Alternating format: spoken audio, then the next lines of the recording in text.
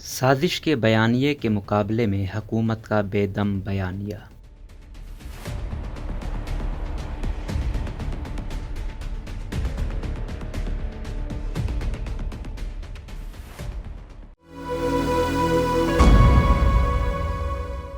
صحافی عاصمہ شیرازی کہتی ہیں کہ بس میں سوار ہونے والے شخص کے ہاتھ میں ایک گٹھڑی اور دوسرے ہاتھ میں چند شیشیاں تھیں۔ مسافر نے سوار ہوتے ہی یہاں وہاں دیکھا اور اپنے مطلب کے چند چہرے دیکھ کر مطمئن ہو گیا۔ ان چہروں میں اشکولے کھاتی بس میں چکراتے سر کو تھامتے کچھ نوجوان بچے پیدا کر کے کئی طرح کی بیماریوں کا شکار چند خواتین اور باہر نکلی توند والے بعض حضرات شامل تھے جو مال بکنے کی ضمانت تھے۔ بھائی جان، قدردان، مہربان بہنوں، بھائیوں، متروں اور بیلیوں، آپ کے معدے میں تبخیر ہے یا ہوا، ہاضمے کا مسئلہ ہے یا پیٹ درد، کھانا خراب ہے یا قسمت، رشتوں کی بندش ہے یا نالائق اولاد، محبوب بے وفا ہے یا رشتہ داروں کا جادو ٹونا، یہ پھکی نہ صرف کارآمد ہے بلکہ آپ کے سارے مسائل کا حل بھی۔ ایک ہی سانس میں بس میں بیٹھے کئی لوگ متوجہ ہوئے جن کے پیٹ میں ہوا تھی یا جن کے ڈکار بند تھے، جن کے معدے میں تبخیر تھی یا درد۔ دلچسپ بات یہ ہے کہ وہ اشخاص بھی متوجہ ہوئے جن کے رشتوں کی بندش تھی یا جن کو اس بات کا خدشہ تھا کہ ان کے رشتہ دار ان پر جادو ٹونا کر رہے ہیں۔ پھکی یا چورن بیچنے والے سے کسی نے نہ پوچھا کہ بیچ آپ پھکی رہے ہیں اور علاج جادو ٹونے کا بھی کر رہے ہیں۔ مسائل میں گھری عوام نے اس اعتماد پر یقین کر لیا جو جھوٹ ہی صحیح مگر ان کے مسائل کو دو چٹکیوں میں حل کر رہا تھا اور ساتھ ہی ساتھ اصل مسائل کو فریب کے پہناوے میں چھپا بھی رہا تھا۔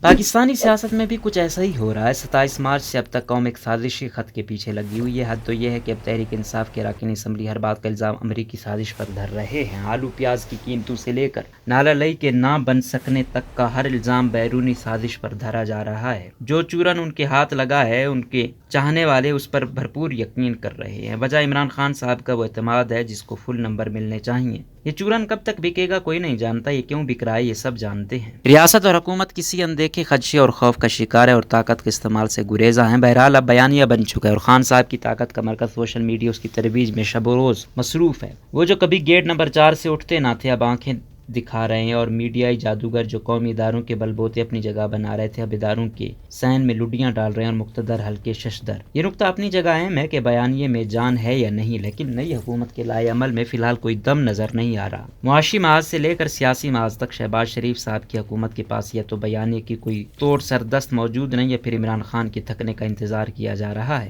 دوسری جانب عمران خان جس طرح سوشل میڈیا کے پلیٹ فارمز کا استعمال کر رہے ہیں اس کا کوئی ثانی نہیں۔ کارکردگی کے محاذ پر شکست کے باوجود جس طرح ایک اندیکھے مراسلے کا باویلا کیا جا رہا ہے اسے سیاست کہیں یا جہالت یا عوام کا ایک اور استحصال۔ دیکھنا یہ ہے کہ کیا تحریک انصاف کے حامیوں کے علاوہ دیگر جماعتوں کے ووٹر بھی تحریک انصاف کے بیانیے سے متاثر ہو رہے ہیں یا پی ٹی آئی کی کارکردگی سے مایوس لوگ دوبارہ لوٹ کر آ رہے ہیں۔ یہ بھی دیکھنا ہوگا کہ امریکہ مخالف جذبات کو جس طرح اپنی حمایت میں استعمال کیا جا رہا ہے یہ کس قدر دیر پا ہوگا اور کیا یہ حمایت ووٹ کی طاقت میں بدلی جا سکے گی، یہ سوال بے حد اہم ہے۔ حکومتی اتحاد میں شامل جماعتوں کا نظریاتی ووٹ بینک کم نہیں ہے لیکن گزشتہ ایک ماہ میں ان حکومتی جماعتوں نے اپنے کارکنوں کو مخالف بیانیہ نہیں دیا۔ سوشل میڈیا پر پھیلائے جانے والے منفی اور بے بنیاد مہم کی روک تھام کے قانونی پہلو بھی نہیں آزمائے گئے۔ تحریک انصاف کی حکومت کے سکینڈلز پر بھی تحقیقات کا آغاز نہیں ہوا۔ ایسے میں عمران خان ہر لائے عمل میں ایک قدم آگے دکھائی دے رہے ہیں، یہاں تک کہ گرفتاری کی صورت میں ملک کو جام کرنے کا فیصلہ بھی کر چکے ہیں اور اب وہ اپنی سیاسی تحریک کو جہاد کا نام دے رہے ہیں۔ سیاست اور پھر مذہب کا ترکہ وہ خطرناک کارڈ ہے جس کا توڑ صرف ریاست کے پاس ہے۔ معاشی اور سیاسی اعتبار سے پاکستان جس بحران کا شکار ہے وہ نہ صرف عدم استحکام بلکہ تصادم کی صورت اختیار کر سکتا ہے، جس کی ایک مثال سری لنکا ہے جو معاشی بحران کے بعد اب سیاسی اور ریاستی بحران کی جانب بڑھ چکا ہے۔ عوام